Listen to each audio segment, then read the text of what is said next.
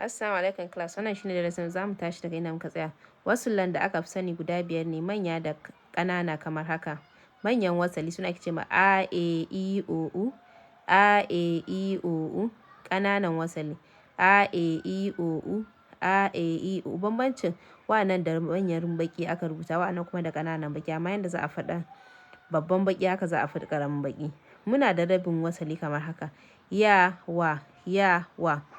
Wa'annan su ne ƙananan baƙaƙen Hausa, su ne wanda muka karanta jiya ba manyan su.